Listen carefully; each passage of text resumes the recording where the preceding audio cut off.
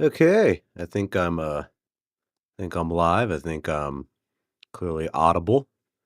Happy May the 4th. Give me a second or two. I'm gonna put this out there in the socials.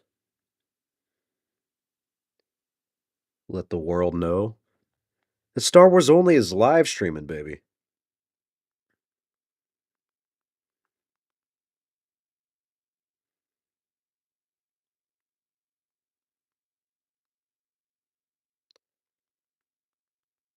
Pray to God this freaking Tales of the Underworld trailer doesn't get me taken down. This little B-roll I got going. Oh, shit. If you guys are just tuning in, give me a second. I'm putting this out on the socials. Because I got like Twitter, Instagram, all that shit. It's so funny. I had a big Instagram account for so long, and I don't do shit with it except maybe to promote my YouTube channel, and I hardly even post on YouTube.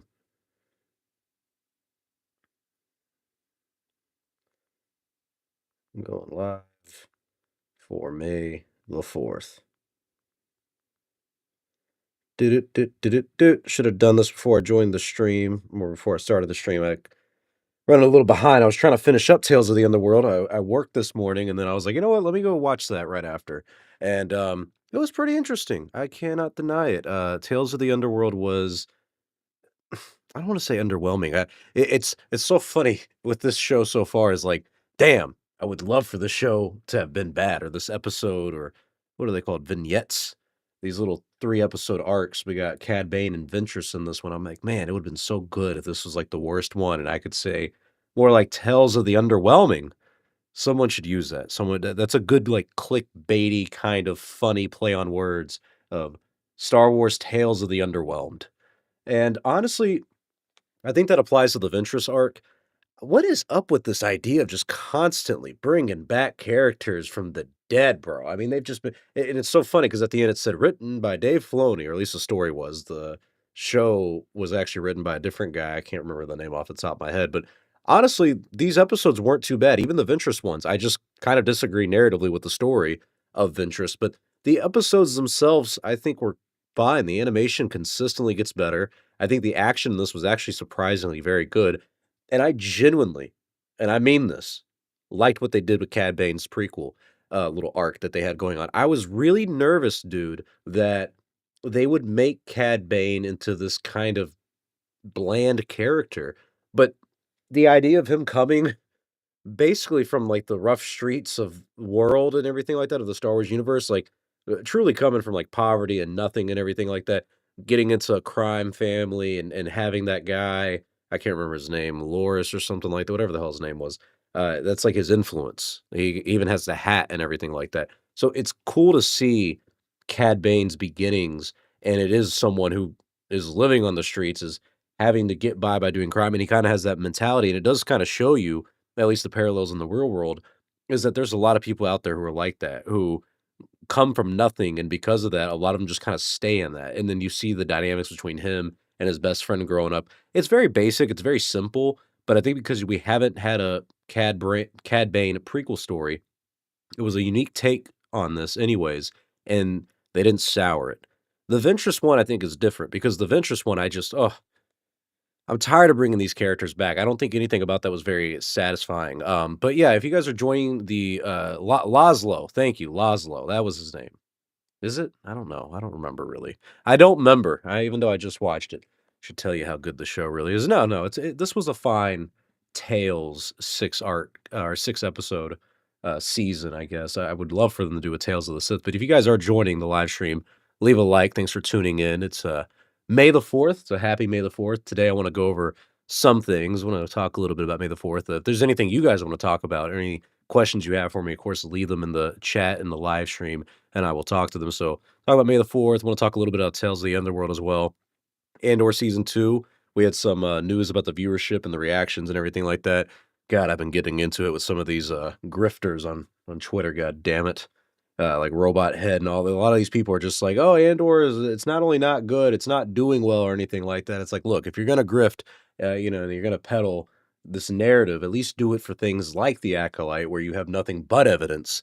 that things are not going very well. But Andor, I think, has been performing as expected. But yet again, today's a good day. May the 4th. May the 4th be with you. It's becoming a bigger and bigger event every year, I've noticed, and I would not be surprised if we eventually get a May the 4th Star Wars release date one day in the near future. I mean, it'd have to be on, like, a weekend or something like that, but I wonder in the next 5 to 10 years if there's gonna be a May the 4th that lands on, like, a Saturday or something like that, or it would it have to be a Friday, I think? There's looking ahead, 2029 has a May the 4th on a Friday, so, you could get a Star Wars movie, that day. I think that wouldn't be a bad idea by Lucasfilm, truth be told. That might be, in the works. You might have that prediction, Star Wars 2029, that movie's gonna be on May the 4th. That would be a really big one. Um, who knows? Maybe that May release calendar is gonna be a future thing going forward. We have so many Star Wars movies and stuff like that. It's just been kind of interesting. Even playing Oblivion Remastered. I haven't played Oblivion ever, and I've heard nothing but good things. I've been a Skyrim fan. That's what got me into the Elder Scrolls and all that stuff, but there's so much lore to it. Oh my gosh. But yes, today's May the 4th. They don't do a lot of big stuff for May the 4th. Let me see if I can find actually the Star Wars website and see if they have anything up on their website from May the 4th, if there's any news dropped or anything interesting. Last time I did a live stream was for the Star Wars Celebration. Did that all 3 days straight. That was fun. Thanks for tuning in for that one if you guys did. That was a pretty good little 3-day weekend. A disappointing celebration though. The Star Wars Celebration in Japan, it honestly was not that fun, man. It just wasn't a they didn't have a lot going on over there. The hosts were kind of weird. The production had a lot of mistakes in it. And I'm checking the website right now. They just got nothing but like Star Wars deals for May the 4th. They even have something for the Old Republic. I've actually been playing the Old Republic for the first time in like 5 years over the past month. Um, but yeah, if you guys watched Tales of the Underworld, tell me your thoughts on it so far. What did you think? Did you watch all 6 episodes? The first 3 here's my thing with the whole Ventress stuff, because the first 3 are about Ventress and this kid, Latz. His name is Latz.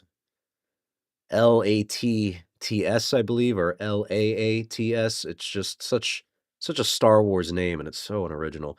Lats. Come on, Lats, let's get out of here. We gotta work on our lats. Lats, work on your lat. Anyways, Ventress, like, the first thing they do is it's Quinlan Voss burying Ventress in the little, Dathomir pond or whatever, and, just to put this out there, I have not read Dark Disciple. You can call me a fake fan all you want. I just had no interest in it. But I've heard it's a good book, and apparently Ventress dies in it and falls in love with Quinlan and everything. I know the story, and he becomes Dooku's, like, kind of apprentice and all that shit. It was cool to see Obi-Wan with Quinlan, and then they bury her in the pond or whatever in that little lake. He just drops her body. He's like, "I will always love you." And then she kinda comes back as a ghost, like a witch spirit, and she's like, "Wait, Quillen, don't go," and Mother Talzin's talking to her, and I'll be honest, I don't remember at this point in the timeline if Palpatine and Dooku have killed Talzin yet. I think they did because that happened with the Son of Dathomir comics with Darth Maul.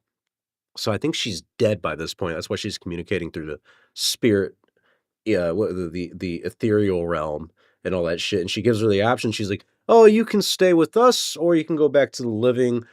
And Ventress is like, "What cost?" And she's like, "The thing you hold dearest." And I guess that's Quinlan Boss now and everything like that. And so she just kind of steps out and back to the real world like nothing happened. And it's one of those things where it's like, I don't understand the need to bring a character like her back after she dies, because now what we have in this is that she's still out there kicking and doing her thing. Her and Lats, the dream team forever. And so it's stuff like that where, and this is a Dave Filoni thing. That's what kills me a lot of the time with the Dave Filoni stuff, bro. It's you bring back Darth Maul, it's a little fan servicey, it's a little corny, just to bring him back in general, but it worked out. A lot of people liked what they did with him. And then you have the, like, fake death out with Ahsoka, but then she comes back. Who else has died and come back? Oh, both wasn't it Ben Solo? Did Ben Solo die in Rise of Skywalker and come back? Oh, no, it was Rey. Rey died, and he gave his life so Rey could come back. So Rey died and came back. Ben died and then stayed dead. Who else has died and come back in Star Wars? I just feel like it's just become such a kind like the path to cheating death. That's a big thing in Star Wars. Living beyond death, coming back from the death or not being able to die or anything like that. That's a huge thing. And with stuff like this, it kind of treats it's like it's not a big deal. So you're telling me like someone like Palpatine could just have come back or Plagueis and everything. People who spend their entire careers trying to cheat death. And Ventress is able to do it just because she's a witch, and they just kinda give her an option. But the curse is that she can't get what she wants, which is Quinlan Voss, but it doesn't seem like to be that big of a deal. I mean, at the end, she's just like, "Oh, this is your path and everything," and maybe she doesn't get to go with it. I don't know. I don't know. I think that stuff's a little redundant in Star Wars, and it takes away the impact of a character's death, especially like Asajj Ventress, she's been around so long. A lot of these Clone Wars characters and all this stuff, it's like you gotta wrap the story up. The impact of these characters dying and it being the end of an era is that it's truly the end. Everyone is dead. There's nobody left around anymore. There's only 2 Jedi. It's Obi-Wan and it's Yoda. And that's really it. There's meaning in that. There's an impact in that. There's a lot of stakes in it. When you have all these characters, these Force characters, and these people from the Clone Wars who just keep living forever, and then they die and they come back, it's like, I mean, come on, like, how long are we gonna do this? How long are we gonna keep these people alive? We're gonna look at the chat. Oh, I should probably put the chat overlay in the thing. That was cool last time. Yeah, I like this a lot better. I like this a lot better. There we go. All right. So yeah, we're talking about Tales of the Underworld. Happy May the 4th. And also, I hope you guys like this little retro look I got going on for today. I thought that was a cool little background and wallpaper. I'm gonna look at some of the comments here. Mm. The Ventress Apprentice was just another Ezra Bridger, annoying. Yeah, I didn't really feel it. I didn't feel like he was all that engaging. I don't think it was all that interesting of an arc with those two. What was kind of unique, I think, is that the 3 episodes with Ventress actually weren't really that bad. They're pretty entertaining-ish. They're like Clone Wars episodes with better animation style, just focused on Ventress. I didn't think they were bad. To me, it wasn't something where I was like, "Oh my god, this is awful, and I could not watch this or anything." For what it is, it's solid. Like, the way they made it is solid. I just completely disagree with what they did with Ventress, and I do think it was not that interesting of a concept. That's what makes it so frustrating when you bring a character like Ventress back. It's like, so you let her cheat death basically just to give us a 3-episode arc of her going off on an adventure with the kid. And yeah, she becomes better as time goes on and everything. That's another thing. It's like nobody even stays evil anymore. And I don't know, in the Clone Wars, she wasn't that bad towards the end or whatever, and Dark Disciple kind of blurred that line a little bit. But yo, this lady was a Sith apprentice and basically a Sith acolyte for most of her career with the Sith under Tyrannus, Count Dooku. Then after that, she just kind of becomes a bounty hunter who is very capable in the Force. She's a solid duelist. She's not very powerful in the Force, but she could have been if she had continued down the path of the dark side, or maybe we'll go back to the light side. But she just always kind of did her own thing. When she dies in Dark Disciple, it is the end of it. It's one of these. She's not that integral of a character to have come back to cheat death and then just team up with the second rate kind of Ezra Bridger. It's very disappointing, and it takes away a lot of the meaning of things. It means more that the Clone Wars is over when both General Grievous is dead, Asajj Ventress is dead, Count Dooku is dead, the Separatists are defeated. That means a lot. But if they've brought Grievous back, if Asajj Ventress is back, there's these kind of recurring characters that just take away a lot of the impact of them actually having some death, but whatever. I saw Star Wars this week. It was really I saw Star Wars the week it was released as a young woman who loved sci-fi. All this time since, all disappointing prequels cooled my love for it. Andor has changed that. Yeah, no, Andor is very, very good. Bane was a proper Western. Ventress was kind of fun. Ventress was okay, just not exactly not exactly what I was hoping for. Let's see. Hello there. Oh, what's up, General Kenobi? What's your opinion about the Mashwalt take on Revenge of the Sith in Star Wars in general? I don't really pay attention to Matt Walsh or anything like that. I guess some of those guys at the Daily Wire. Sometimes I like to see what different people think about Star Wars movies, or, especially people like this who are political commentators, is like, oh, I wonder what people who like from the Young Turks would say about Star Wars versus the people from like Daily Wire or whatever. I saw Matt Walsh, at least the headlines on like the internet and everything were saying that like he thinks it's trash, it's an awful movie. Uh, Here's the thing a lot of people have to understand. A lot of people who are not in the nerdy stuff probably like a Matt. Well, maybe he is in the nerdy stuff, isn't he? I mean, don't these does he like Lord of the Rings or something? I don't know. I don't know enough about him, but I don't know what they say about Star Wars. But I do understand certain people in that kind of political atmosphere and everything like that. The people who are trying to be the adults of the world and everything. They kind of look down on this stuff. It's kiddie, it's meant for 12-year-olds, as George Lucas says, and, a lot of us adults, genuinely enjoy this stuff. I love Star Wars, that's why I'm here, covering it and talking about it with you guys, but I think some people like Matt Walsh have this kind of, feeling of looking down on stuff like Star Wars, and believe it or not, I know it's hard to believe when you're only in the Star Wars fandom, but throughout most pop culture and just, I guess, humanity at this point, because Star Wars has been around for almost 50 years, most most of Star Wars is just really appreciated by the original trilogy. That's really it. When most people think of Star Wars, it really, at the end of the day, is the original trilogy. So all the prequels are still kind of looked down upon in the zeitgeist. Maybe not in the Star Wars world, maybe not throughout the nerd space and everything like that. These kind of communities we've all built to show this love and appreciation for something like Revenge of the Sith. But in general, yeah, a lot of those people are gonna kinda look down on stuff like this, so I wouldn't really take any of his opinions about stuff like that seriously, at least in my opinion. I don't really care for Matt Walsh all that much. I don't like those guys who try to preach about being like a macho man, but when you look at them, you're like, "Brother, like, you're not a man's man." There's some guys in the world you look at, you're like, "Yeah, he's got it all together, he knows what he's doing, that's a man." He's got a wife, kids, he's doing the man stuff. Someone like Matt Walsh, you look at him, it's like, "Ah, I don't really." But who am I to judge? Who am I to judge? You wouldn't think the same of me, honestly, We're all men. We're all a little bit stupid, right? But truth be told, Tales of the Underworld, as we get back onto the releases of the day. I think if I'm gonna give this 6 episodes, rating, it's like a solid 7.5 to 8. The Ventress stuff kinda takes it down. Hers is just solid 7. It's nothing bad, it's nothing good or great. Maybe you could say it's good. It's good. Yeah, it's okay. It's okay. It's absolutely okay. The stuff with Cad Bane, that I actually thought was good.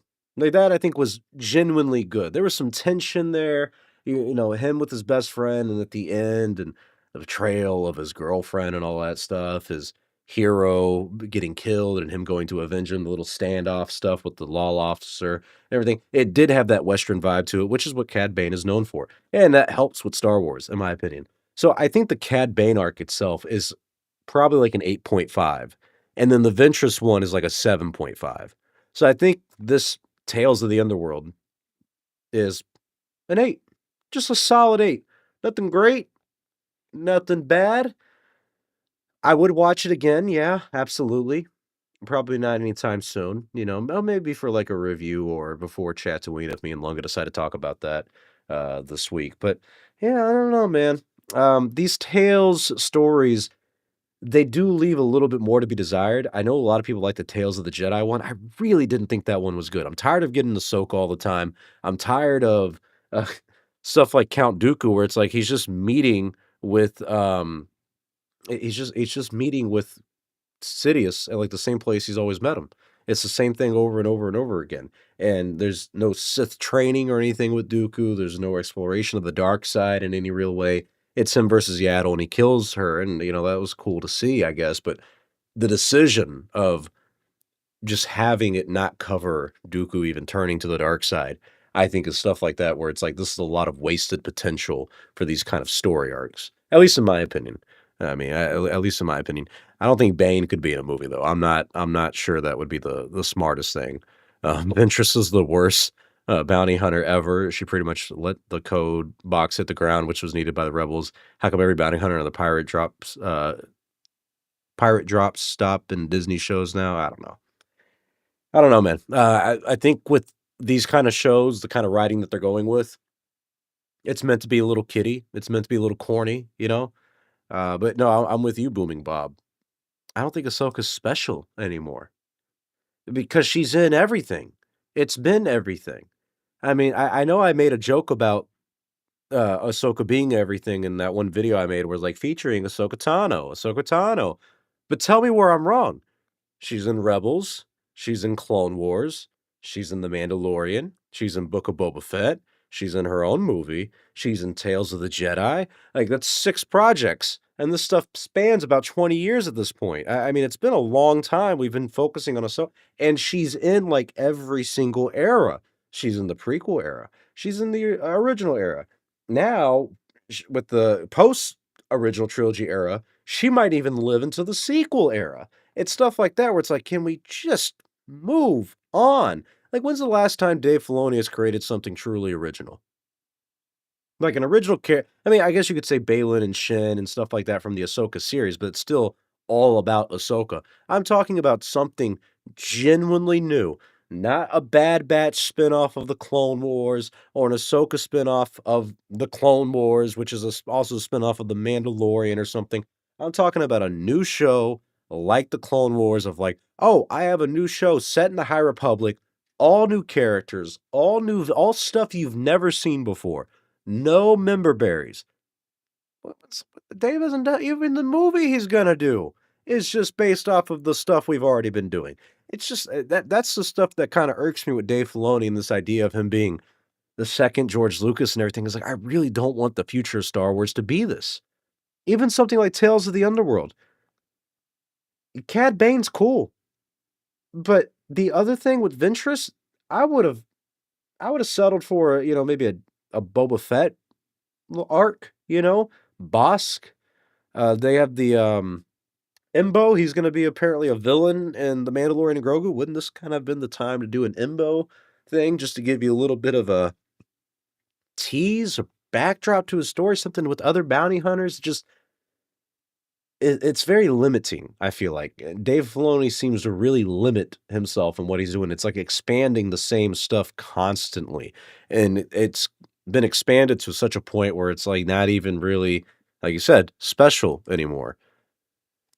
Tales as a concept is, kinda wasted. It should be long episodes focused on characters we don't see much of. I don't think the concept is well, it is wasted. I think they should focus on the stuff that would actually be a little bit interesting and, if they wanna be safe or whatever, that's fine, but this is just to keep them busy Star Wars show. Every May the 4th, every year now, probably for the rest of the time, we're gonna get a little 6-episode vignette that these are that expands on certain characters. But Baylan Skoll would have been a great character to do this on, anything with the Sith. Dude, if you had just done a 2 arc thing, Tales, because they do 2 arcs, 3 episodes. If they did Tales of the Sith, have one of them be about, like, a prequel to Darth Sidious or something like that, where, like, he's kind of a young apprentice training under Plagueis or something, or another Sith that we've never heard of that maybe is underneath the Banite Rule 2 system, and just seeing what they do. I would love to see a Sith even train. Like, it's crazy how we get the Acolyte and it's supposed to be about the Sith, and we don't get anything with the Sith. Plagueis shows up at the end for, like, a split second. Like, it's ridiculous. But with the Tales stuff, they have so much potential to really expand. Like Tales of the Jedi, you do a young Count Dooku as a Jedi. That's a fabulous idea. Who's the other character you do? Ahsoka, the character we've seen countless times. We've seen her from Padawan to Jedi, basically. And now, kind of a Jedi Master in her older age and all that stuff. Can we get someone who we haven't seen, a Jedi we haven't seen, like maybe any Jedi before the events of the Phantom Menace? It would've been kinda cool to see something about, like, a younger Obi-Wan or something like that, or maybe when Obi-Wan and Anakin were first doing, training and everything like that, when Anakin's 9 and, like, brand new, like, the week after he joins the Jedi. What happens immediately after the Phantom Menace, That would be a lot more interesting in my opinion. But nope, let's just do more Ahsoka content. Let's just keep doing more Ahsoka content. She didn't need her own show when the show basically just switched places. Yeah. Brian Kendall would say he has an Ahsoka fetish. Dave, yeah, I'm not surprised. I don't know why Disney's so fixated on shorts for Star Wars. This should be a full-fledged anthology series. Well, they're doing that with the Darth Maul thing. So it seems like they're kind of doing that at the moment, but some of these characters, I don't think in their mind, validate a massive investment like that. They could have brought Rod of the Hut in somewhere, help fuel the Mando movie. Well, I mean, it is Tales in the Underworld with some of these bounty hunters and all that stuff. I mean, yeah, definitely could have referenced that. Could have had this set during the Clone Wars movie and mention Rod of the Hut, or even just see him, have someone go meet Jabba the Hutt and everything like that. But yeah, no, where's Bosk or Small Jedi Empire has more what it should be. I thought the Tales of the Empire series, that one was the best one so far. I liked the Beresafi stuff, and I liked, the Morgan Elsbeth stuff for the most part. I really didn't think those were bad. I think there's only one episode of the Morgan Elsbeth that I didn't like. Tales of the Jedi, don't like all 3 of the Ahsoka ones. I think they're just a waste of time. And then I think, what's the other one? The Count Dooku one, they're interesting, but they're not satisfying, if that makes sense. Similar to the arc with Boba and his crew in Clone Wars, we should have had a 3 to 4 season show with multiple episodes of different crews. Anthology series have so much potential, but don't expand enough. That's a weird thing with Star Wars right now, is that canon does not have the substance that the expanded universe had. It really just doesn't. I feel like, as someone who's been a fan of both of them. I mean, I'm not a fan of the current canon, like, books. A lot of them I don't think are all that great, which I think is very disappointing. But even when you read them, they don't expand the lore and the mythos of Star Wars in any way like the expanded universe did. So with these anthology series, I think that's where you have that opportunity to really expand things in a way that you want to expand them. Because let's say with the whole Darth Maul thing, they're scared of expanding on the Sith. Or it's like, okay, well, fine, I guess. If you're not going to do that in a book, then let's do it in an animated show, or let's do it in a live action series. Like with the Acolyte, it's crazy because it's like, well, you get your first live action view of Darth Plagueis, and I can't believe you trusted Leslie Headland to do this, like, you looked at everything in the scripts and was like, "Yep, this is good." And I understand they're trying to allow certain creative freedom and everything like that, but it hinders so many things, and it takes away from the impact of so much. Like, I think an anthology series about Plagueis, like, dude, that would scratch a Star Wars itch that I've had on my back for, God, so long. Like, that's the stuff that I think is so disappointing about what they've done with Star Wars canon, even with, like, the Disney movies and everything. And I'm not saying this to be facetious, like, I hate this stuff, and I can't believe, but it's just so disappointing. It's so disappointing that I have not gotten anything significant with the Sith since Disney bought Star Wars. And then when they finally do a series with it, when I finally get to see probably one of my top 5 favorite Sith ever, Darth Plagueis, in Star Wars, in live action, it is in probably the worst written Star Wars show we've had. Like, it is really heartbreaking. It's really hard to be a Star Wars fan. Like, I don't think people who are shilling constantly and just saying everything's fine, I don't think they understand, like, a lot of the anger comes from love, Like, I really love this franchise, and I really love Darth Plagueis, and it really fucking hurts, man, to see him just be a little shadow in the background, like, creeping around the corner. No context, no exploration of him or Kymir and the relate nothing at all, not in the slightest, and then you cancel it. And I didn't even wanna see a 2nd season with him in it because it was so disappointing the first time around. Like, it is so hard to be a Star Wars fan. They make it very, very impossible. Pretty sure Star Wars Underworld would be a whole show because this was Tales' first arc with almost no time jumps, and the end credits music for the 2nd episode sounded like bar music theme. I wouldn't be surprised if they did something with Ventress in a series or something. No. No, I don't see it, man. I don't know. I don't know what they would do because they seem to only wanna focus on a character or 2 at a time, right? Anytime I mean, of course, you do that with anything, but with something like Star Wars Underworld, with being about bounty hunters, it would be a cool concept to have multiple different perspectives. I don't know if they have the galls to do that right now. Alright, let me take a sip of some Celsius real quick. We got a little bit of young Qui-Gon in Tales of the Jedi, so we got a little bit. There's also that Master and Apprentice book they have. I haven't finished it. It's by Claudia Gray. I don't know why people think it's so good. I'm like halfway done, and I've just been like, oh, this is kind of a lot to get through. Just telling you, man, a lot of these like new canon Star Wars books, I don't. hit, man. They don't hit. A bounty hunter Hateful Eight would be sick. Oh, guys. I can't wait for this new documentary to come out later this year because that would have been one cool thing if they had truly gone through with the Boba Fett movie. Some Star Wars fans, you just need the basic fan service to be done well. You should have just done a Boba Fett movie teaming up with all the bounty hunters you saw from Empire Strikes Back. That is the simple and have them go on a fun heist mission, smuggling, war crime thing. Like, are you really telling me you couldn't find a writer and a director who could put together a good story? Like, come on, it's not that hard. I know I can just say that like it's nothing. It's not that hard. I mean, you're talking about millions and millions and dollars of investment, but still, really telling me James Mangold couldn't have delivered something better than the Book of Boba Fett? Like, that's just what blows my mind with the Boba Fett stuff.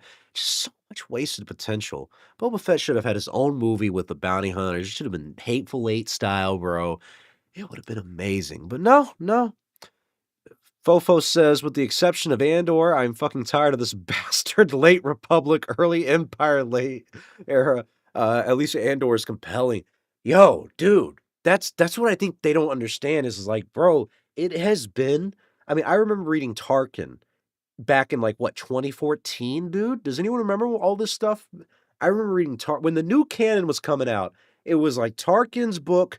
It was fucking Dawn of the something with the freaking Kanan, Jarrus, and Hera. I didn't really I finished that book. I don't remember a lick about it. I mean, it's been 10 years.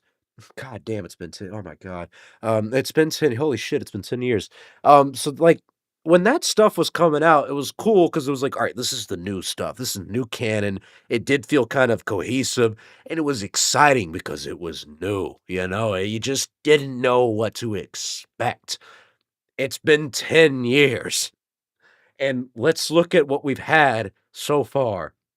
You have Solo, which takes place in between 3 and 4. You have Andor, which takes place between 3 and 4. You have Kenobi, which takes place between 3 and 4. Did I mention Rogue One, which takes place between 3 and quite literally right before 4. Tales of the Underworld between 3 and 4. Tales of the Empire between 3 and 4. Right? Yeah, that one had some things between 3 and 4, if I recall, except the Ahsoka stuff. But the Morgan am I right? No. Verisafi is what I'm thinking of. The Fallen Order games between 3 and 4. What else is there? I mean, a lot of the books and everything between 3 and 4. It's just been a Bad Batch between 3 and 4. Rebels between 3 and 4. It's just nonstop. Kenobi. I already said that. I'm losing my mind out here, man. Because it's all between episodes 3 and 4. I mean, when you're right, bro. It's the same thing. They finally introduced something new with the High Republic. What happens with it? Kind of loses some steam, man. It loses some steam. The first Thrawn book, I do agree, was pretty good. Some of them were not that great. Some of them were not all that great. Oh man, I'm kind of getting late on the comments. I'm sorry. I'm gonna catch up with what we see on the screen. We need some material between Yavin and Hoth. I don't really care for either of them, honestly.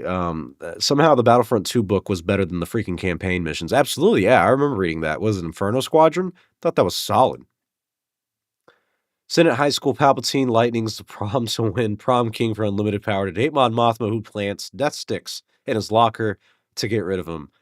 Well, if you need a job, Lucasfilm, I think, should hire you, brother. That is actually some quality fucking writing.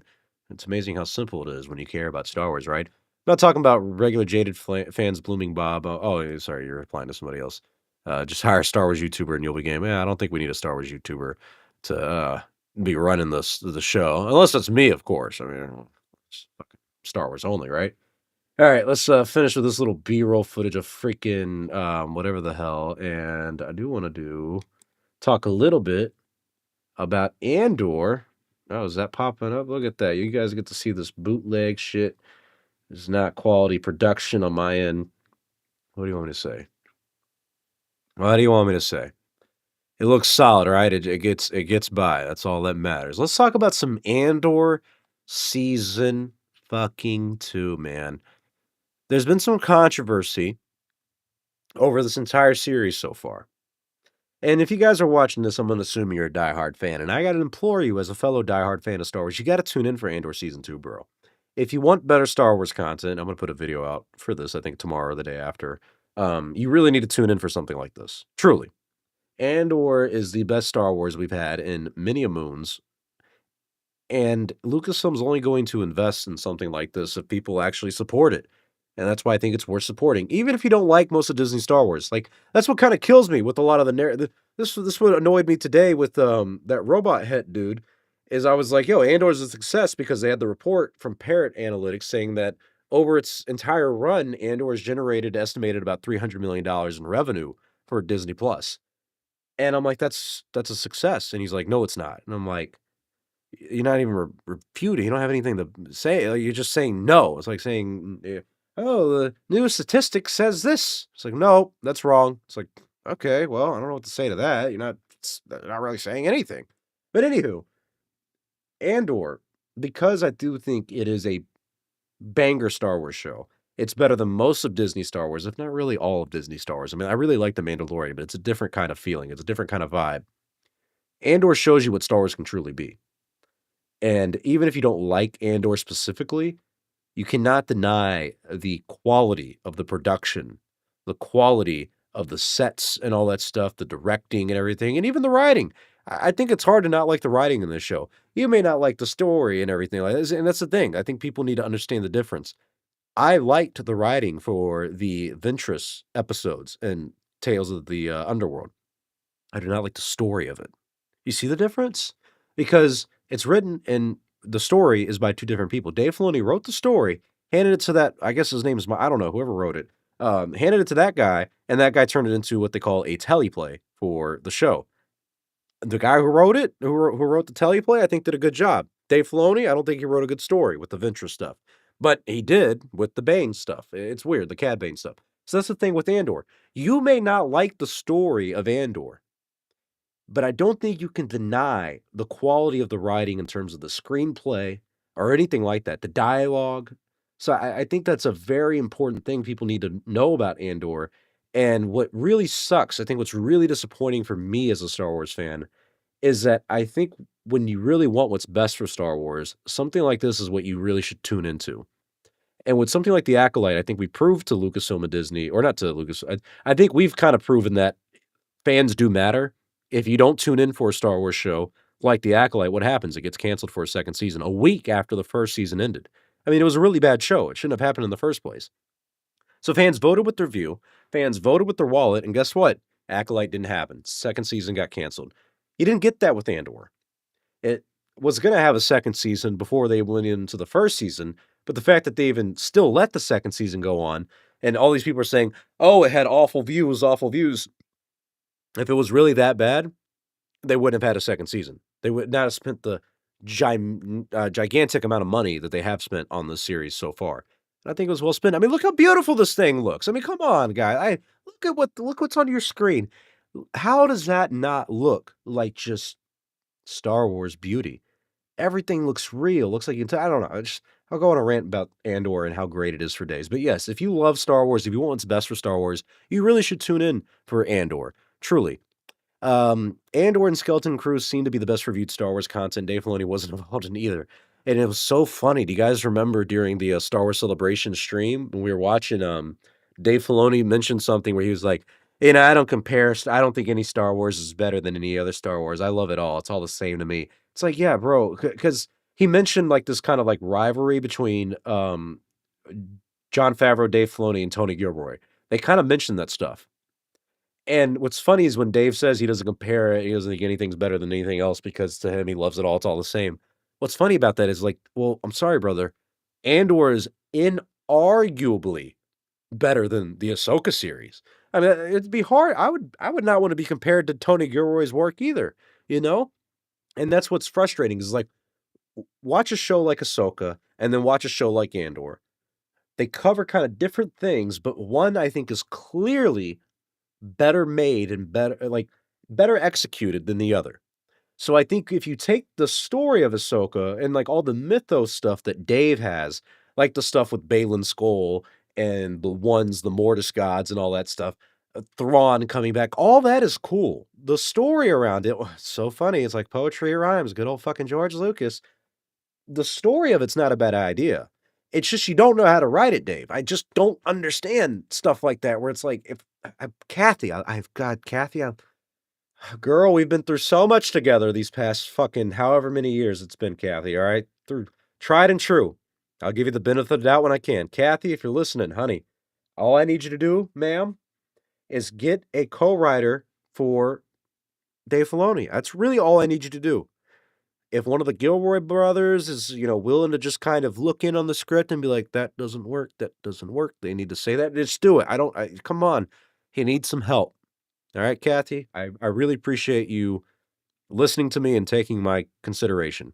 But yeah, it's just funny how Dave Filoni's not involved with Andor, and it's pretty fire. I don't know. Skeleton Crew is a different one. I don't really know how involved he was in that. And you got to remember, Dave Filoni's now uh, creative officer, creative chief officer, or something like that. So now he's basically executive producer of all these shows, regardless. And I think that was happening around the time of Skeleton Crew, and he's definitely involved in all these in some fashion. Maybe not the executive producer fashion like for Andor, but he's definitely involved and knows about everything that's happening with Andor, in my opinion. I don't know the business side, but I'm pretty confident he would know that. Skeleton Crew was solid, it just didn't really reach the audience, and I I truly believe the Star Wars fatigue has just seeped into the public conscious. Because it's not like Skeleton Crew was bad, it was another Star Wars show. It looked fine, and when you watch it, you kind of enjoy it, but it was kinda surprising that it was good, right? And that's the problem with shows like Boba Fett and Kenobi and Acolyte, Ahsoka. Those Star Wars shows really water down these other ones and the image. I swear to God, bro, if Lucasfilm had done this plan and they had just said from the onset, "We're only doing The Mandalorian and we're only doing Andor. We're not doing any other Star Wars shows until those shows are finished." And for 3 years straight, you get Mando, and then 3 years straight, you get, like, 2 to 3 seasons of Andor. Think Star Wars fatigue would not really be a thing right now because we would've been like, "Well, we've only had 2 shows," and some people would be like, "I want a new Star Wars show. I want a new Star Wars show." Whatever, yeah. But you gotta let current stuff finish and breathe. It's been 3 years, what, right? 2 or 3 years since we've had the 1st season of Andor, and you're just now getting out to the 2nd one. Ahsoka season 2 is gonna be the same thing from season 1. These gaps do damage, and then having a gap of 2 to 3 years, and then releasing, like, 4 shows in between, that does damage. I mean, come on, bro. It's just that time does exist, people have lives and everything, so when 3 years go by and you're like, "Oh, they're just now releasing Ahsoka season 2," yeah, the interest isn't there anymore, It's been a while. Da, da, da, da, da. Alright, going back to the comments because sometimes you guys get me on a rant. Da, da, da. I agree, Boba Fett would have been used better in a movie, not a show like Filoni, and kinda over Filoni. His stuff is too kiddie, and he's been kinda shut out of the mall show, thank God. Skeleton Crew is better. I don't know what the whole thing with the mall show is. I wanna see what the production is like on that, like, who's in charge back there, and who's, like, writing and directing it. Acolyte killed my interest for the High Republic. I've seen a lot of that. Oops, haven't watched yet, might have to leave. Oh, I'm sorry, brother, if we've been, spoiling anything. Star Wars has been flailing for a while. The only project that keeps me interested in is Andor. Unless future projects can maintain similar levels of quality, I don't see myself being that engaged. And that is a very tried and true message right now. A lot of Star Wars fans are kind of because, if it's not going to be good, it's not going to be the quality of what you expect from Star Wars. Why would you stay around? It can be very disappointing. Waiting for the whole season to come out before watching it. Yeah, see, I can't do that. With stuff like this, I got to see it as it comes out. Controversy is nothing burger. It's more the praise of the controversy over the actual one. Da, da, da, da. Going back to recent comments. Andor has set the bar high. If future projects fail to meet similar expectations of quality, Star Wars would find itself in another rut. Something like Book of Boba, Kenobi, Acolyte simply can't cut it anymore. I 100% agree, and I really do think they tarnish the brand in such a way that people just don't look at Star Wars the same. Where they're just like, "Oh, this has become another Marvel franchise. This really isn't meant to be taken seriously anymore." I think Andor kinda makes you take it a little more seriously, at least in my opinion. People who are Star Wars fatigued when the projects are bad, look at the prequels, both episodes 1 and 3 completely, overperformed when released in theaters. That says a lot to me. Star Wars fatigue is a mixed bag. Here's how I would always explain Star Wars, at least right now and for most of time, probably. Star Wars has never really delivered on that's exactly how it should have been kinda feeling, you know? When you watch the original trilogy, you watch episodes 4, 5, and 6, by the time you get to 6 at the end, there's just such a satisfying feeling. It's like, you know, that was nice. That worked, you know? When you watch episodes 1, 2, and 3, episode 1 was big because it was the return of Star Wars. Episode 3, I don't think it overperformed. I mean, recently it just did. But episode 3 was like, "Oh, I'm surprised that was as good as it was because of the past 2." That's the consensus at the time, at least when it was releasing. When the sequels, kinda like the prequels didn't end in a very satisfying way because it started in a dissatisfying way for a lot of people. I'm just talking about the public conscious. I'm not talking about my opinions on any of these. I'm just saying this is what the reality of people looking at these at the time. So when you get to the sequels, after not being overly satisfied with the prequels by the general consensus, the sequels also did that. It started actually kinda satisfying. A lot of people liked Force Awakens.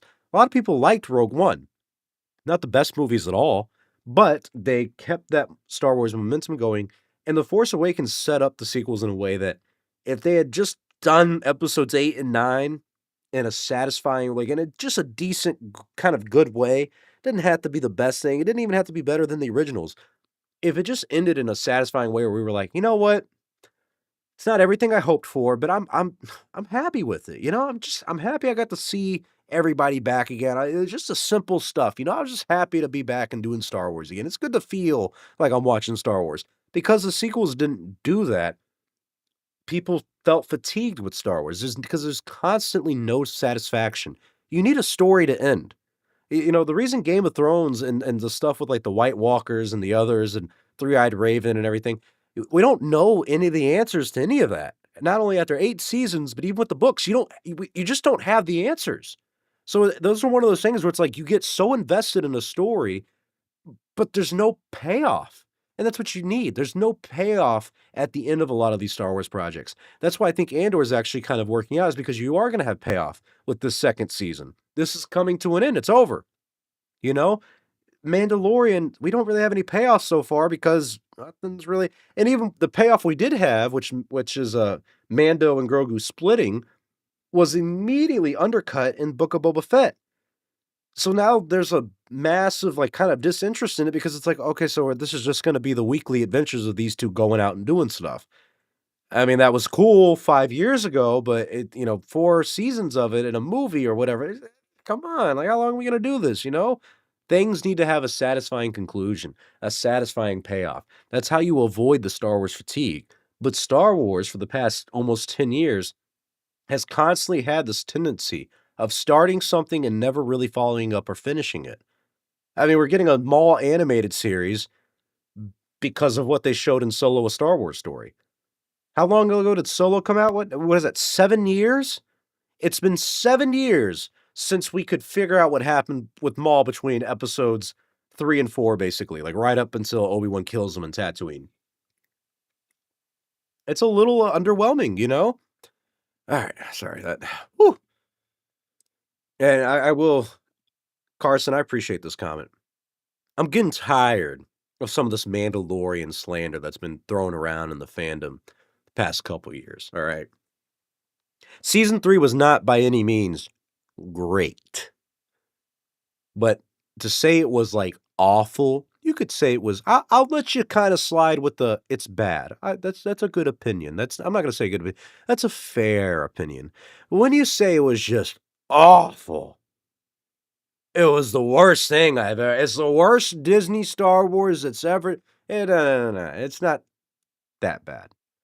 But there's definitely a lot more errors in season 3 than ever, and those errors started showing up in the season 2, but you trusted John to kind of just stay to the path and everything, and he just kinda didn't, you know? But Mando season 2, God, at the time, bro, that's one of those things where, man, he just had to be there. You just had to be there for the weekly release of Mando season 2. There was a while on the Tatooine show, we all had a joke about how we were all cameoing in Mando season 2 because of the rumors of so many cameos in Mando season 2, and so many people believed us. God damn, if you could write fucking gullible on their forehead, they'd be staring at it all day. Like, Jesus Christ. I was shocked. I was like, you guys really think we got into Mando season 2 as cameo story? Like, you guys really think we could pull that off? God, no. God, I wish so. The re-release proves there wasn't a Star Wars fatigue, it was bad Star Wars fatigue. You know what? Thank you so much, Booming Bob. See, this is the problem when I get high, guys, is I kind of go on rants and I forget shit and I go on tangents. The thing with the Star Wars fatigue, or I said it's a kind of a double-edged sword, is yes, you need payoff and you need it to be satisfying. And when you don't get that and you constantly announce stuff and it doesn't happen, you announce stuff, it doesn't happen, that is, Star Wars fatigue. The re-release and the money that the Revenge of the Sith movie just made, the $40 million, proves one thing as well. The demand for Star Wars is there. People want the masses want good Star Wars. Like, there is just this untapped potential with Star Wars that they really have only kind of sometimes received. Like, Andor is, I think, tapping into the potential of great Star Wars. I think it is a great Star Wars, but it taps into that potential of what Star Wars can offer the audience. But nothing else has really been able to do that perfectly, in my opinion, over the past, like, 10 to 15 years of Star Wars. That's the thing with Star Wars fatigue, is that there is that demand out there. There is a massive audience of people who want to see great Star Wars movies. We all want a new Star Wars trilogy. We all want come on, man. Like, it's the simple fan service stuff that you don't want to admit that you want, but God, you'd love to see it before you die kind of stuff. Like, I would have killed, especially as a kid, and even today, to see the Sith versus the Jedi, the war and all that stuff, like how the Sith Empire fell and all that stuff. That stuff is canon. Sidious says in Revenge of the Sith, once more the Sith shall rule, like, once more. And all the canon stuff is indicated that it did happen. That is just untapped potential, and people want to see it. We want to see the Knights of the Old Republic and all that stuff. I want to see armies of Jedi and Sith. I know it's fan servicey. I know it sounds stupid, but you can do it in a way with someone like a Tony Gilroy, maybe not this specific project, but that kind of quality writer, you could make it worthwhile. The reason there's Star Wars fatigue now is because there's so much pent-up demand for great Star Wars that every time they release something and it doesn't even scratch the itch of good Star Wars or something that's, like, very, very enjoyable, it's like, what are you doing here? Why waste your time anymore? And that's why so many people have tuned out over the years. Thank you for bringing that up, Bob, because yes, that was my overall point, is that there's a lot of pent-up demand for great Star Wars. People want that shit. You saw that with The Mandalorian. But because you get shows like Kenobi, which had so much attention, people wanted to watch it and see Ewan McGregor come back. But then when you watch it, you're like, "Yo, this show sucks." Like, what do you want me to say? It looks cheap, it wasn't directed all that great, and the writing it's called Kenobi, and I'm focusing on Reva and all these other characters that Dave Filoni brought in from fucking Rebels. Like, what are we doing here? It's disappointing. There's no payoff with that, bro. So, yeah, there's the demand, but they're not getting us the supply. That's simple economics. High demand, you gotta meet the supply and everything, but you gotta make a product that the people wanna buy. We all want this product called Star Wars, but we're only gonna buy it if it works. And they keep making the Star Wars thing, but then half of it doesn't work, and then every now and then you finally get it. You get Andor, or that feeling when The Force Awakens came out and Rogue One came out the year after. That was a fun time. The theories that we had for The Last Jedi, that was really exciting. That was all throughout. That's all anyone could talk about. Everywhere. Who's Snoke? Who's Rey? And everything like that. What's going on with Luke? And then when you get to it and it doesn't have that satisfying payoff, you're just like, all right, well, fuck me, I guess. God damn it. Can't even catch a break with Star Wars, man. Oh, but yes, Booming Bob. Kenobi was very disappointing, and it was one of the least expensive Star Wars shows. Probably spent all the goddamn money on Ewan McGregor. Poor guy. He just got his paycheck, showed up, read his lines, and left. Even though I still complain about Lucas' dialogue, at least with the prequels, he knew how to keep the content stable and consistent. Plus, his storytelling is possibly the best of the last 50 years. I don't know about the last part, Jason. All right. I don't know about the last part. All right.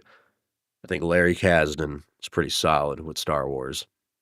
I would say Tony Gilroy's Andor is that storytelling is some of the best, you know?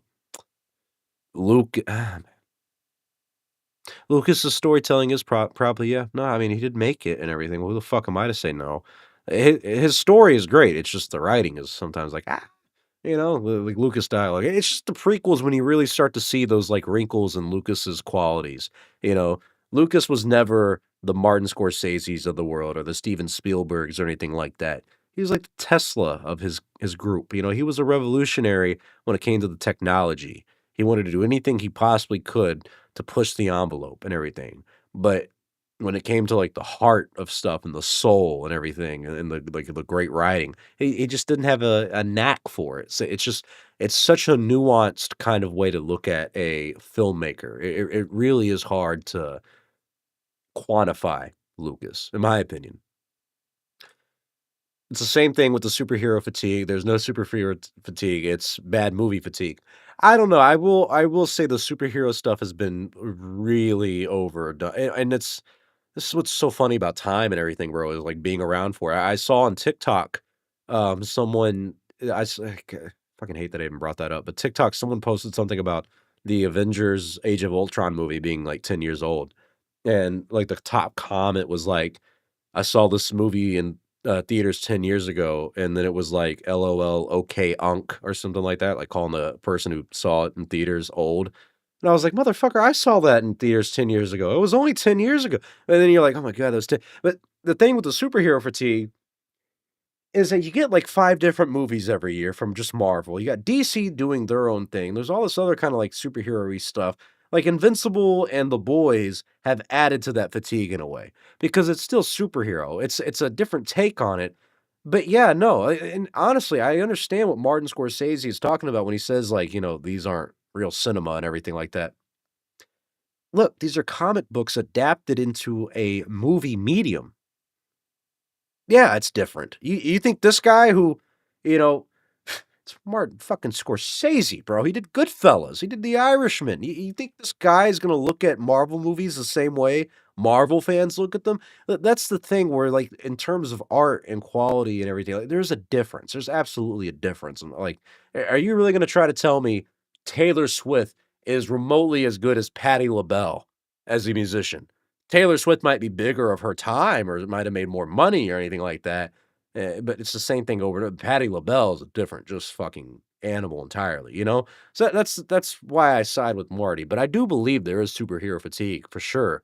I think Star Wars has that problem because, like the superhero stuff, they put out so much different stuff every year, and it's not just one cohesive story in like a linear fashion. It just kind of it becomes overwhelming.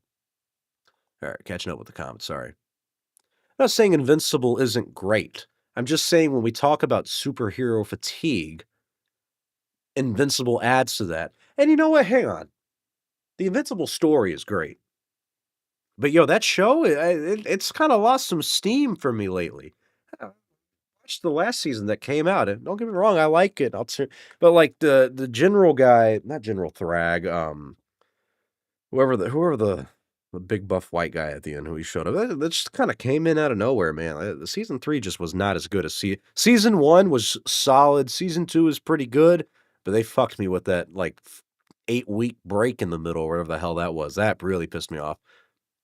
Didn't George hire a team of writers and they wrote out an 8-season script for a TV series, but didn't make it because it would cost too much? That is Star Wars Underworld, ironically, not Tales of the Underworld. Yeah, he brought in a lot of writers and everything to work on that series, and they had about 50 hours worth of footage apparently, and then they had I guess 8 seasons of scripts. I can't remember. I'll have to go back and do a little bit better research on it. But yeah, they did a lot of work on it. The problem was that yet again, Lucas being a little bit ahead of his time when Lucas was making this back in like the early no, it was like the early 2010s. He wanted to do it in the late 2000s. The problem is like you couldn't get investments into a show like that at that time. I mean, Game of Thrones wasn't a big deal. I mean, Sopranos came out, Breaking Bad was a thing, but Game of Thrones was like the first massive movie budget kind of TV series, and Lucas was trying to do that before it was even possible, really. So yeah, I mean, that would have been a different world to live in. I don't know how great it would have been, honestly, just from what we had seen, the little bit of test footage that they had shot and everything. It looked cool. Don't get me wrong. It definitely has that George Lucas Star Wars feeling, which is so funny. I mean, it's so funny how like I don't know how you can't even put your finger on it. What makes it different? One of my favorite things to do, if I'm ever able to go to like Disney World, is I love going on Star Tours because the second I walk in there, bro, there's something about it that just the prequel vibes and everything kinda it's just it's very George Lucas Star Wars, you know? And that's what I think the Star Wars Underworld series would have had a great feeling of, is there just something about it that feels like George Lucas Star Wars. It's just something there, you know? There's something there. I love it. And that's a hot take, but it's yours. Own it and I respect it. Yeah, I mean, I like the Invincible story, but man, I wasn't feeling season 3, so even The Boys season 4, I just was like, "Oh, wow, that was kinda disappointing." Um, Someone should at least leak the 1313 script. That's probably I don't know who would have that. Trying to think where that even would be at this point. After Disney bought Star Wars, that probably got shifted away or something like that in default. I remember people were saying Taylor Swift is more famous than Michael Jackson. See, that's just one of those insane takes that like tells me one of two things. Either you know nothing about the world and history, or you are extremely young, and that is why you know nothing about because God, like Michael Jackson, bro. Taylor Swift is big. Don't get me wrong. Taylor Swift is big. I don't like her music and everything. But I remember when she was doing the country stuff first because I'm from the South and America and everything. I'm from Texas, so like stuff like that. I'd always heard about Taylor Swift. But Michael Jackson was a level of fame that you almost will yeah, no, not almost. You will never see anyone as famous as Michael Jackson again. That is such a level of fame to have before the internet and every do you guys when he died, bro, do you realize when he died, that almost basically made TMC as big as it is because they broke it first and all that shit, and there was so much, like, like, did he really die? What happened? No, this isn't confirmed, this isn't corroborated, we really don't know. Like, Michael Jackson was fucking huge, bro. I mean, it's the same thing with The Phantom Menace and Avengers Endgame. When people are like, "Oh, there's never been a more anticipated movie than Avengers Endgame." It's like, bro, I wasn't even alive for The Phantom Menace, and I know that that was the most hyped thing ever back I mean, I made a documentary. I mean, it's just that's what sucks about today and the people of today is that they really don't know history anymore. And I'm not just talking about, like, you need to learn your presidents or whatever, but I'm just talking about stuff that's happened within, like, the past 50 fucking years, you know? Like, it's just stuff like that where it's like, you really think Taylor Swift is bigger than Michael Jackson? This isn't even Star Wars related, but it's stuff like that. When I hear that, I'm like, I don't even wanna listen to you anymore. I don't like, you could say something that fucking outlandish, you know? Scorsese comments weren't wrong. They're similar to theme park rides. There are obvious exceptions, like with Dark Knight and the Joker, but it's always been about the action explosions. That is a great way to summarize the whole superhero stuff and almost even Star Wars, because when you go into those movies, there is an automatic expectation of this is a cool little it's not meant to be taken so seriously. This I'm not going to see freaking I love this movie and I'll bring it up all the time, but like Lawrence of Arabia or something like that, or something that really just kind of makes you sit there and you think, you know, you just kind of think at the end. And it's really like in depth and everything. The Dark Knight and the Joker, those were superhero movies that were trying to be different and were trying to take a more serious film style approach to it. But the Marvel stuff, those are all popcorn flicks. You're meant to go in, to turn your brain off for a couple hours and, "Oh, big boom booms in the sky." Like, yeah, that's the whole point. So it baffles me when people get upset about stuff like that. And I think kind of the same with Star Wars. Star Wars is, able to reach those deeper kind of meanings of, like, finding your destiny and everything, and just right and wrong, but that's, like, the most basic fundamental aspects of life. When people start bringing into even Lucas does this, and I love him to death, but I know he's doing this to make this stuff seem deeper than it really is as well. But when people start doing the whole well, it really was an allegory for the Vietnam War, and what's great about the prequels is the political commentary of the time. It's like, you cannot, with a straight fucking face, bro, tell me that Revenge of the Sith or something like the Phantom Menace is such a deep film, and you don't understand the political intricacies and the beautiful writing of George Lucas. While in that same movie, Jar Jar goes, "Oh, P. Yusa. Oh, Yusa and big doo-doo this time."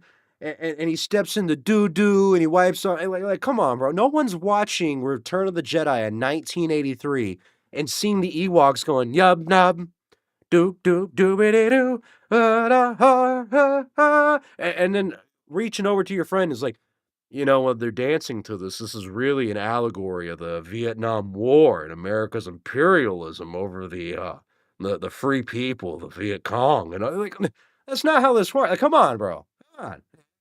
That's where I start getting super upset with people, even with Andor.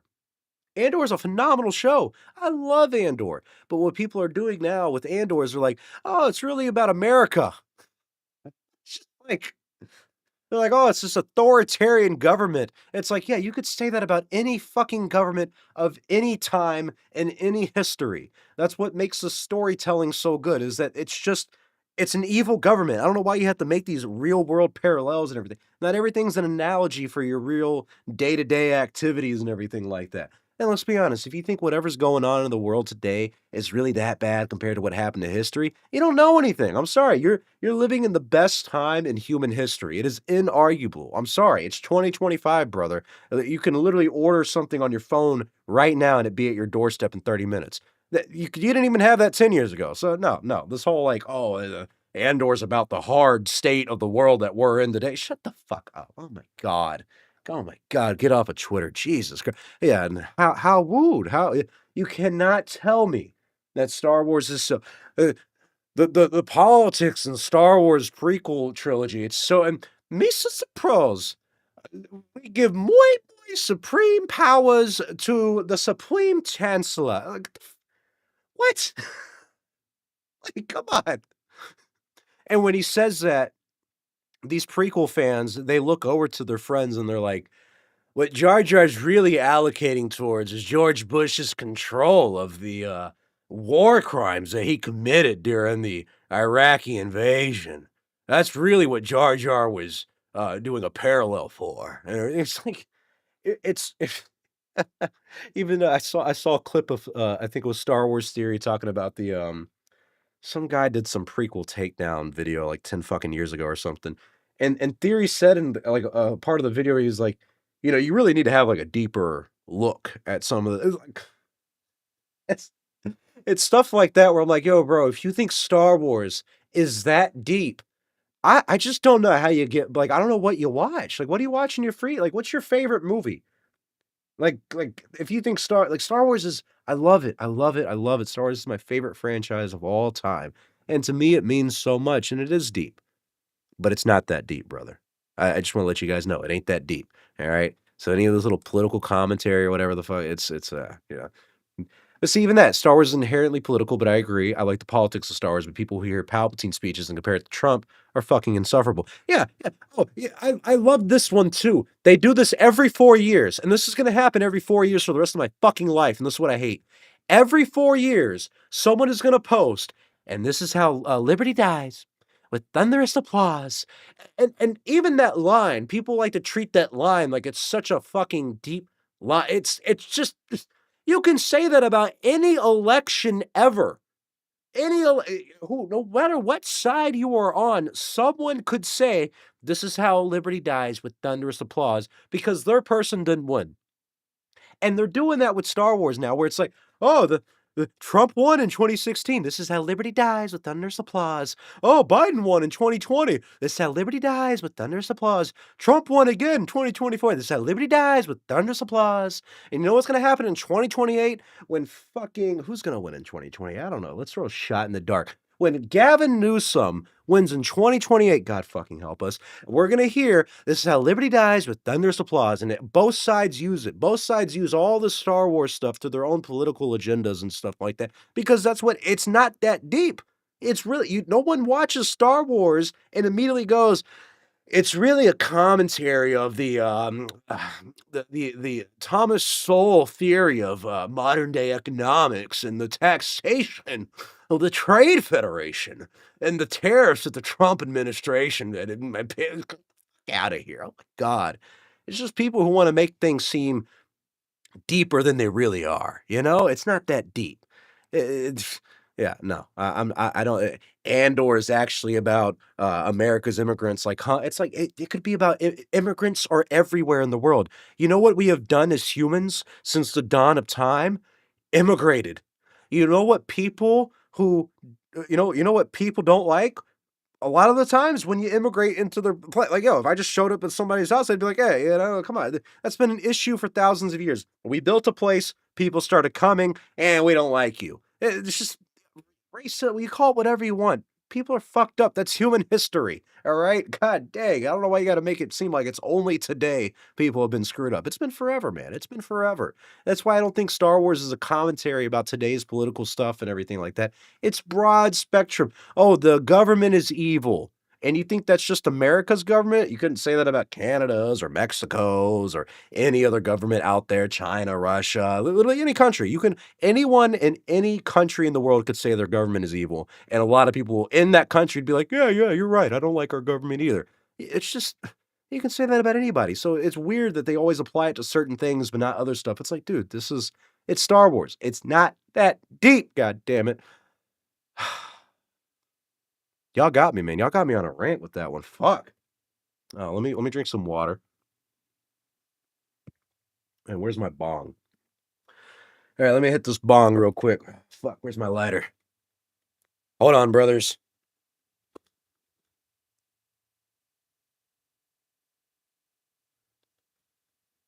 Got the lighter. God damn, my brother is perched. All right, next topic before I go on another fucking rant. Bad Batch has an episode about the Empire banning guns. They do? I don't remember that. I don't remember that at all. Well, what do you know? Hey, what do you know? I think I kind of blame Mark Hamill for forcing, no pun intended, Star Wars into his political beliefs and opinions. Absolutely, absolutely. And here's my issue with that whole situation from all sides of it. Nothing Mark Hamill can say or do will ever take away the love that I have for Luke Skywalker. Truly, there's nothing he can say or do. I love Luke Skywalker. That was my favorite character growing up. That was my inspiration. So I'm always going to love Luke Skywalker. And I will honestly, at least from what I've seen, probably never agree with Mark Hamill on his politics. Ever. I tend to not listen to people who have spent most of their lives rich on how the world should work, you know? I just tend to not. It's like you've spent more time rich than you've spent poor in your life. So I'm just, I'm sorry. You don't know what it's like for people who, middle class or lower, whatever the hell like that. But with Mark Hamill, a lot of people have gotten so upset with his stuff that it's become like I don't even know, like a war against Mark Hamill. It's like, he can have his opinions. I hate that he brings it into the whole Star Wars stuff. That is what I think is unfair. And honestly, someone like me, I don't dislike anybody because of their political opinions. I truly don't. I mean that from the bottom of my heart. I just genuinely don't care. I'm not that kind of person who judges like that. And what hurts with someone like Mark Hamill is like, if I told him like maybe I didn't vote the way he would want me to vote or something like that, I do feel like he'd look at me like a shitty person. And that's where like some of the resentment towards people like him comes in, where it's like, damn, bro, like I get you don't agree with me, but like if you called me a piece of shit, that's like, damn, that kind of hurts, man. I've loved you forever. Like the fuck did I do to you? So I don't know. The politics of the world, man, and all that stuff. I think you gotta accept people for who they are and understand that you're not always gonna agree with them or anything, even as simple as Star Wars and everything like that. But one of the things that's nice about Star Wars is that it doesn't have to be political. And I know people say it's inherently political. It's broad. No, wouldn't it be nice to talk about something that doesn't end up in politics? Is that come on? Am I the only one who feels that way? Wouldn't it be nice to just not talk about politics for a day? That's how I think Star Wars should be treated. It'd be nice to tune in, chill, watch some Star Wars, spend some time talking about that, and then we'll worry about everything else later, you know? See, I don't agree with you here. Hang on, let me take a sip. Yeah, excuse me. Mando hasn't been good since season 1, not because they changed the rating and took away the violence with Mando losing his pulse gun. Found Ahsoka way too early in the story if they wanted to drag it out. Dang it. I didn't think about the pulse gun thing. You're right. They even whatever happened to that? Did it break? I don't remember. I don't know if they changed the rating though, but I will say after season 1, I could kind of see the argument for getting a little less violent. I don't know. I have to go back. We shall see. We shall see. Worst thing about the internet is having me learn everything about celebrities, including their political opinions. These people are completely out of touch, so I don't know why they even open their mouth. Yeah, no, that's the worst thing about the internet is that you even have idiots like me, where I can just come on here, I can make Star Wars content and give you my opinions and everything, and any YouTuber can do this, anybody can do this, and a lot of people take it as like gospel or something like that. And I got like 60,000 subs and I think 200,000 on like Instagram, so with that, there's like this weird inherent like thought in people's minds that like this person's opinion means more or something like that when it really doesn't. There used to be a time with people like Robert Ebert who actually did like film journalism and everything like that and film reviews, and a lot of people trusted him as the years went on and were like, oh, I like his takes and I like his opinions. So as society, we all kind of agreed, "Hmm, he's normally right. Let's tune in for someone like him." Now you don't have that. You don't have those Robert Eberts of the world. So now anybody can just tune in and just start, saying shit and everything, and like celebrities and everything like that, where people take their words seriously and think they're right. It's like some of these people don't know a fucking thing about the world. Some people and most people live and die where they were born. That's really it. Most people do that. Oh, the pulse gun blew up on the ship. Okay. That was in season 2. So he was still using the pulse gun in season 2. So yeah, no, it was still he was still using that. He was still vaporizing motherfuckers out there. Huh, yeah. I was thinking for a second. I was like, "You almost got me there, bro." I was like, "Did they really change the rating for The Mandalorian?" I don't think they did that. I did wanna talk a little bit about the Andor viewership. Let me see if I can pull that up. Da, da, da. So, let's see. Play screen sharing.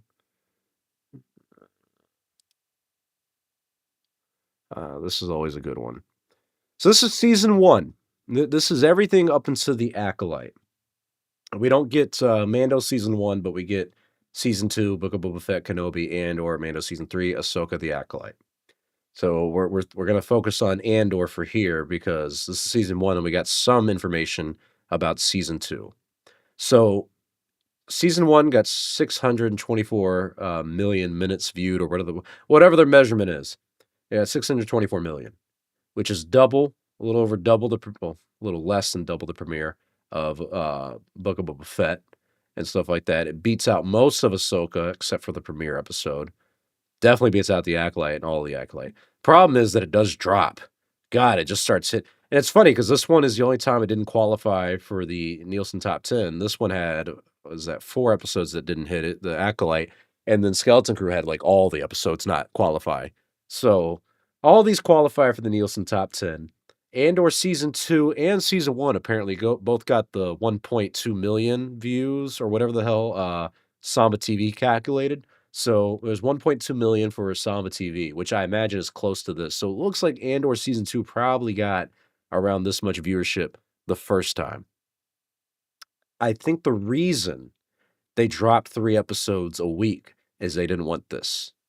They didn't want to drag it on for 12 weeks and have these episodes lose steam and momentum only for people to come back at the end, because it just went on for literally 12 fucking weeks.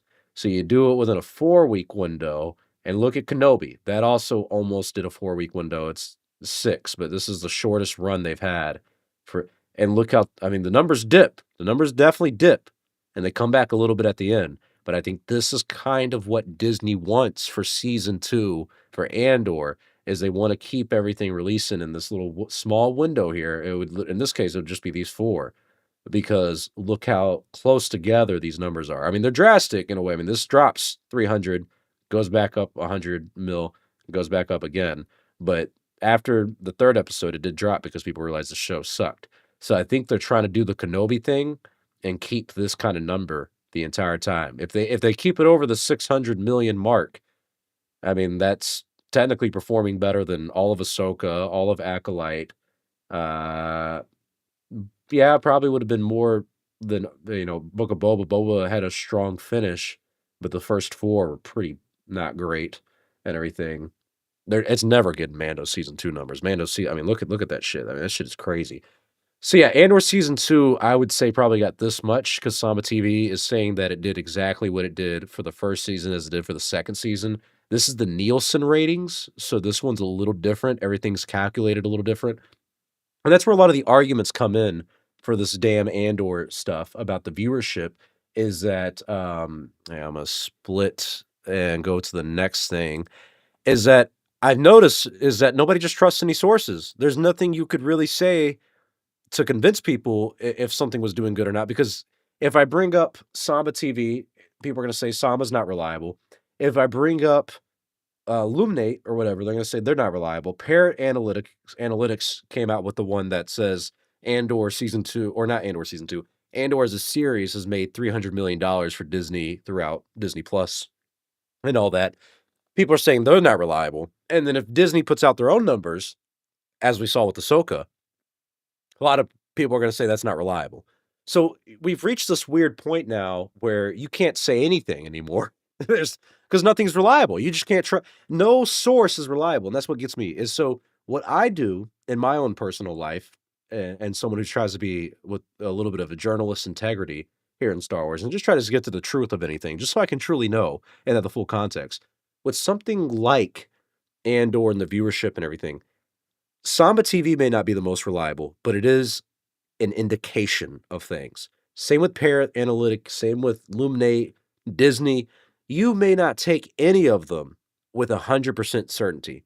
But if all 4 of them are saying the same thing, that something is performing good or something is performing bad, that is a major indication of the performance of that thing.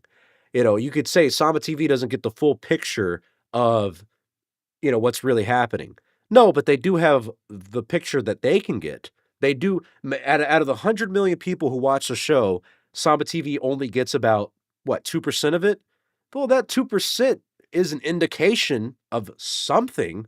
If and that's someone else said that on the thing about Pair Analytics, they're like, "Oh, it's social media only, and that has 0 cash value." It's like, do you know how fucking dumb that sounds? If I said this show is coming out and it gets a billion views on fucking, YouTube or something like that, and the social media impressions are off the wazoo, you're telling me none of those people are gonna watch the show or buy the that has 0 indication on, like, the performance of the show. Would you rather have a billion views or nothing? Come on. It's stuff like that that's beyond dumb. But let's look at this article real quick, and let me drink some water 'cause I feel like I'm losing my voice. Damn. Andor revealed a path forward for Star Wars, and that is how the Hollywood Reporter recently described the latest Lucasfilm production. 10 story, whatever. See if about viewership. And the short analysis focused on the United States, United Kingdom viewership data. Andor United States, as our data shows, Andor attracted 2.7 million unique viewers. Its viewership peaked during its final episode with 3.3 million unique viewers. Source: Show Labs by Plum Research. See, don't know how reliable they are, but it is an indication of something, is it not? They're saying that when they measured Andor season 1, episode 1, it got 2.5 million, what they measure as unique viewer, and then in the final for the episode, it went up. You know what we saw with the Nielsen? The exact same fucking thing. Do you think that means nothing, or do you think that means something? This is what I'm trying to point out to you guys. Analyzing the incremental statistics, we can see that 60 days after its release, the series achieved more than 22 million unique viewers in the aggregate. Days since released, and what's that say? Selectric metric in demand and everything like that. And see, this is the stuff that people are gonna say means nothing. It's in demand, but it's doing good on social media probably. This is what the demand means, right? But it means nothing. It has 0 cash flow or anything like it. It has no value to it at all. Every day since its release, Andor has landed somewhere in the top 30 with its debuts in first place being its highest rank. Oh, by the way, this is all season 1. Now, this is season 2. Also, between September 21st and November 25, Andor was the title that brought back a significant number of inactive accounts. Wow, wouldn't have not guessed that in the slightest. This is for the United Kingdom, 312K unique viewers for the premiere. Most significant a peak during its 11th episode, 324K. Yeah, that's a stark fucking difference between the couple million in the US. Jesus. According to the Show Labs data, in 60 days after Andor's release, series had garnered about 2.7 million unique viewers. And this is all, I imagine, just for the UK. Yeah. So the reason I brought this up is it shows you kind of the same thing we saw with the Nielsen ratings, almost the exact same kind of, dip after the first episode, and then it rose back up for a peak at the finale. Therefore, I think we can establish a pattern that Samba's TV, while not having the full picture and the absolute accurate numbers, can give us an insight of what is actually happening. Small little it's like the elephant thing. There can be 4 people in a room looking at an elephant. They're all going to draw it differently based on where they're looking at it. That's why I like to talk to all 4 people. So, that's what I'm trying to do with a lot of these reports. All right, let me see if I can get something on the actual Andor viewership. All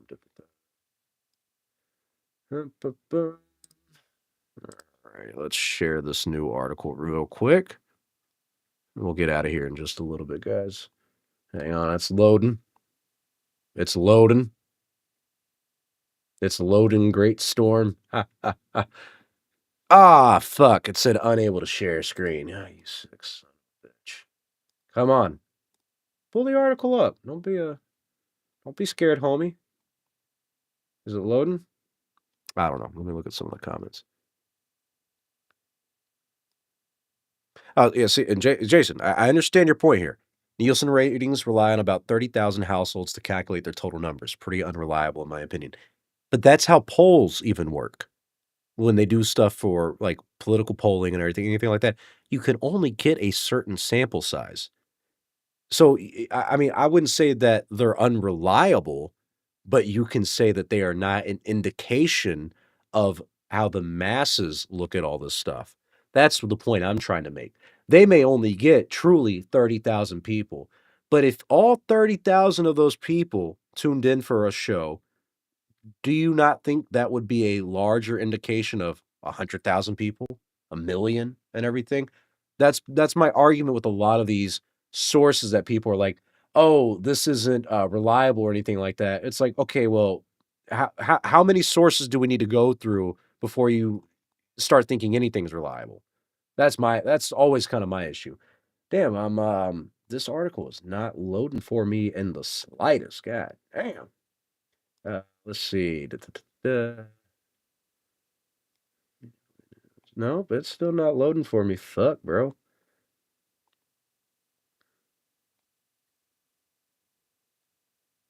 Oh, well, couldn't get that article up. My bad. Thought that would have been a good one to look at, but whatever. But yeah, according to maybe I could pull up Samba TV and see what that article said. Or maybe just the report if they had it. Andor season 2, Samba.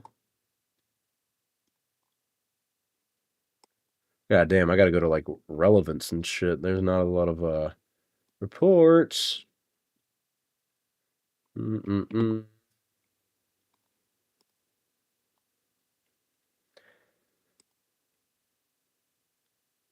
Nope.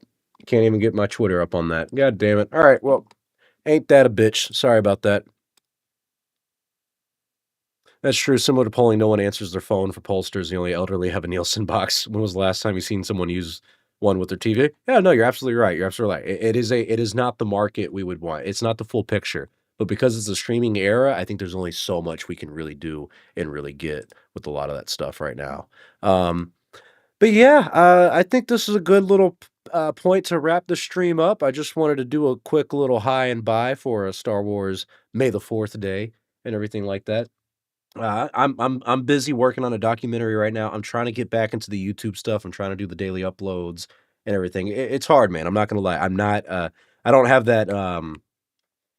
I don't even know what you call it. That itch anymore. Not with YouTube. It's just sometimes editing's hard and doing the scripts for this and recording and everything like that. It's just been a little bit since I've done it. So right now I'm just trying to get back into the mojo and everything, trying to get back to my old routine with Star Wars.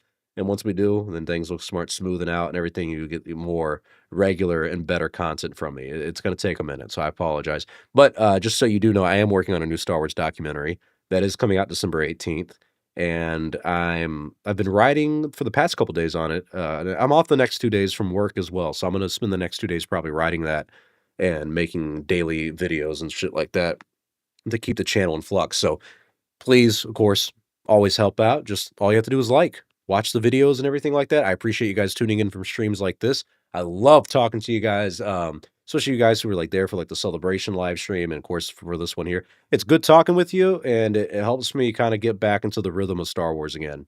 Because I took like a 2.5 year break, almost 3. So I'm really trying to this year get back into this and make this a usual thing. So yeah, this has been fun. Glad to do it on your birthday, Jason. Holy shit. Yeah, December 18th, brother. I don't know. Here's the thing is I don't want to say too, it's not like I can reveal anything. It's not a fucking movie or anything. But I don't want to commit to the topic yet until I know what I'm going to do, because I've kind of been like, damn, do I release a 5-hour documentary? Do I release a documentary split into like 3 to 5 parts? Or do I make 3 documentaries all about 3 different things, but all kind of like a trilogy where they're relevant to each other? So I don't know. But yes, I'm actively working on a new documentary. I'm writing the script right now. I'd say about a 42 to 45% of the way done. I would like to have it done by the end of this month. I don't know how confident I am in that, but it will be out December 18th. Do or die. Do or do not. There is no try. So yeah, you shall see me that day and all the days in between. I'll try to do some marketing for it. I'll release a trailer a couple months before it comes out and everything. And for anyone interested, I probably will do like a test screening or something just to see how you guys feel about it and like your reactions to it.